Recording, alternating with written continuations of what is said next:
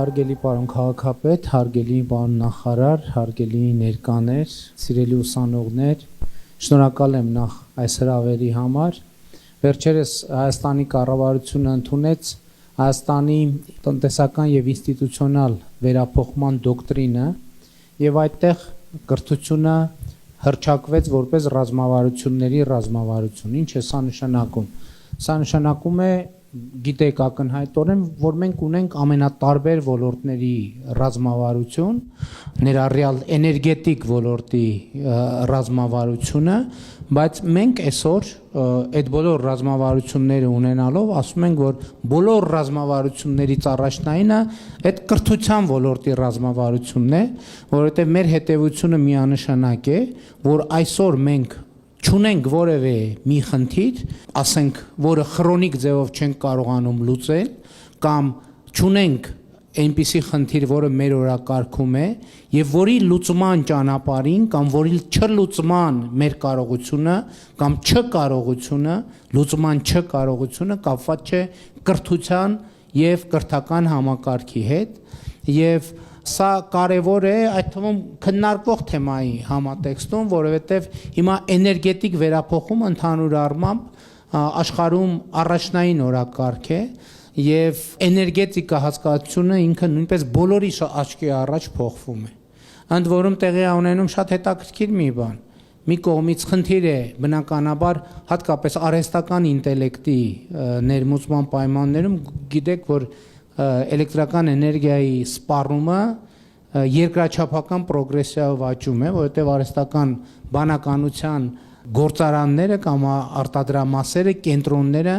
նրանք անսովոր չափերի էլեկտրաէներգիա են սպառում, բայց մյուս կողմից կա իհարկե նաև բնապահպանական խնդիր, բայց կա նաև արդյունավետության խնդիր,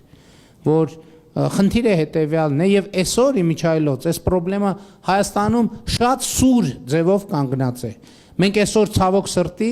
Հայաստանի Հանրապետությունում ունենք տներ, բազմաթիվ տներ, որոնք այս ձմեռվա ցուրտ առավել եւս մի 10 օրվա առաջվա ցուրտ եղանակի պայմաններում չեն տաքանում պատշաճ ձևի, պատշաճ կերպով, բայց խնդիրը այստեղ ոչ թե այնա, որ այդ տունը տաքացնելու համար անհրաժեշտ չափով էներգիա չի մտնում, այլ խնդիրն է նա, որ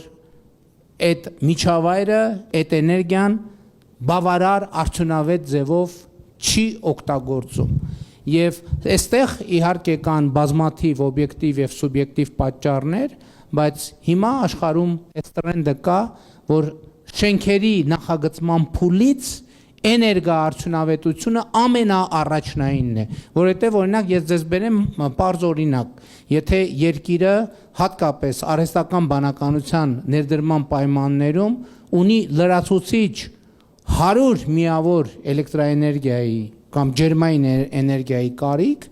հիմա երկրները աշխատում են երկու ուղղությամբ։ Առաջինը, որ օրինակ 50 միավորի նոր արտադրական կարողություններ ստեղծեն, մանավանդ որ նոր տեխնոլոգիական հնարավորություններ կան, իսկ այն 50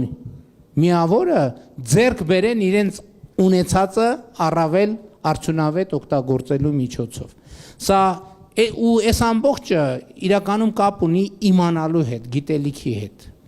Ընդհանրապես արդեն շուտով 8 տարի Հայաստանի Հանրապետության վարչապետի պաշտոնը զբաղեցնելով ես եկել եմ այն համոզման, որ մեր խնդիրները,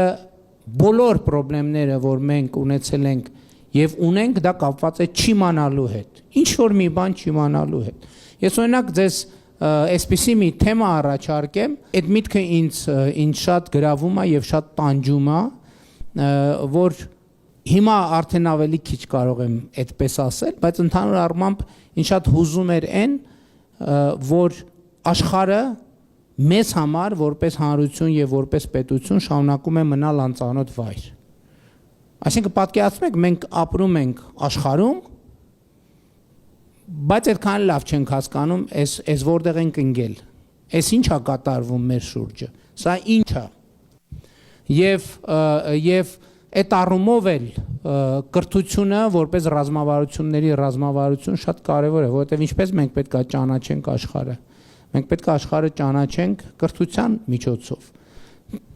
Կոնկրետ դեպքում միջազգային հարաբերությունների եւ դիվանագիտության ոլորտում մեր կրթության միջոցով, փիլիսոփայության ոլորտում մեր կրթության միջոցով, պատմության ոլորտում մեր կրթության միջոցով, որովհետեւ շատ ընդունված է, չէ՞, ով է լսել նրա մասին, որ պատմության դասերը պետքա սովորել, պետքա դասեր քաղել պատմությունից, ով է լսել տենց արտահայտություն։ Բոլորն են լսել։ Իսկ ով է համաձայն դրա հետ։ Կամ ով համաձայն չի, լավ, ով համաձայն։ Լավ, ով չի լսել այն մասին, որ պատմությունից պետքա դասեր քաղել։ Բոլոր լսել են։ Իսկ ով համաձայն չի դրան հետ, որ պատմությունից պետքա դասեր քաղեն։ Կա մարդ, որ համաձայն չի դրանից, որ պատմությունից դասեր քաղել։ Հիմա տեսեք ինչ իրավիճակ։ Մենք երկու կոնսենսուս արձանագրեցինք։ Առաջինը, որ պատմությունից պետքա դասեր քաղել, չէ, մի կոնսենսուս էր, երկու հարցով չէ, մի հարց, մի կոնսենսուս եկան, որ պատմությունից դասեր քաղել։ Հիմա օրինակ իմ սեղանին դրված է եւ շատերից սեղանին դրված է կամ էական չի։ Հայաստանի գիտությունների ազգային ակադեմիայի հրատարակած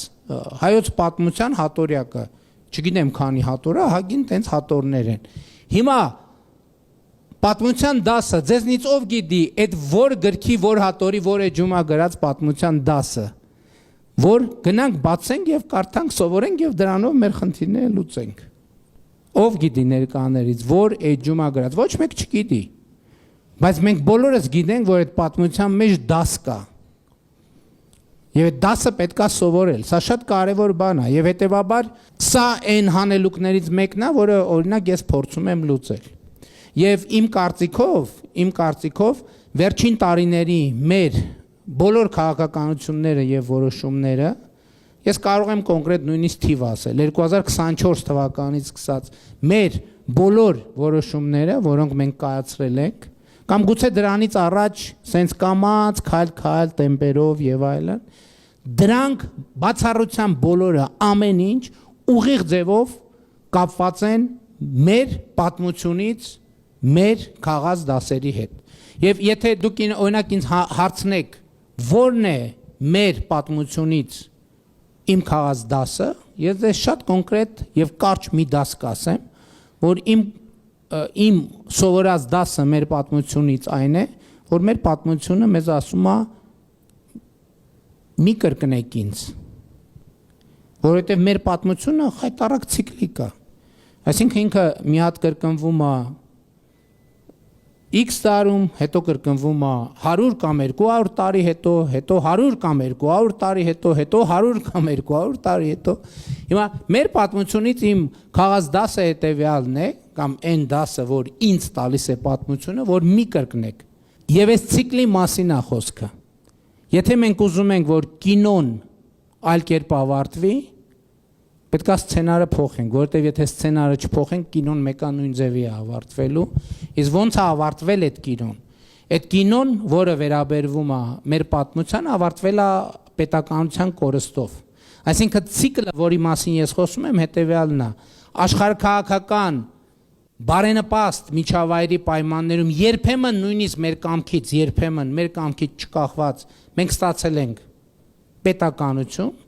աշխարհաքաղաքական կոնյունկտուրան է այդպես եղել, հետո աշխարհաքաղաքական կոնյունկտուրան փոխվել է, ու մենք էլի անկախ մեր կամքից կորցրել ենք պետությունը։ Հիմա իմ կարծիքով եւ իմ գնահատմամբ ո՞րն է այսօրվա իրավիճակը։ Այսօրվա իրավիճակը այն է, որ մենք այդ ցիկլը անցանք 2020-ից 2025 թվականի ընթացքում մենք այդ ցիկլը անցանք։ Մենք այդ ցիկլի մեջ էինք, որ մենք պետքա կորցնենք, թե չկորցնենք, արդեն հասունացել էր, եկել էր այն պահը, որ պատմական այդ ցիկլի կուլմինացիային էինք մենք հասել, 20 թվին, 21 թվին, 22 թվին, 23 թվին, եւ այնուամենայնիվ 24 թվականին հանգուցալուծումը տեղի ունեցավ եւ տեղի ունեցավ պատմական ցիկլի փոփոխությունը։ Այն, որ մենք այն պահին, երբ որ պետքա կորցնեինք մեր պետությունը, մենք չկորցրինք մեր պետությունը։ Ընդ որում ես ձեզ ուզում եմ ասեմ, այդտեղ կան նույնիսկ կոնկրետ ամիսներ, ամսաթվեր, իրադարձություններ, եթե դա ձեզ հետաքրքրի, ես նույնիսկ դա կարող եմ կիսել եւ հիմա ինչպես առիթ ունեցել եմ ասելու, հիմա բոլորովին ուրիշ բան է տեղի ունենում Հայաստանի Հանրապետության հետ, զոհերի եւ զոհողությունների գնով մենք հասել ենք մի կետի, որ Հայաստանը հենց այսօր 2026 թվականի փետրվարի 12-ին երեք չառաջի օրն էլ ու վաղը մյուս օրն էլ է տենց լինելու ծայրագավառից աշխարհի, ընդ որում ֆիզիկապես ոչ մի տեղ չտեղափոխվելով, ծայրագավառից տեղափոխվում է դեպի աշխարհի կենտրոն, եւ սա ամենակարևոր նորությունն է, որ ես ուրախ եմ ձեզ հայտնել։ Շնորհակալ եմ, հաճույքով կպատասխանեմ ձեր հարցերին։ Մի մոռացեք հետևել մեզ Facebook-ում, ինչպես նաև բաժանորդագրվել մեր YouTube-յան ալիքին։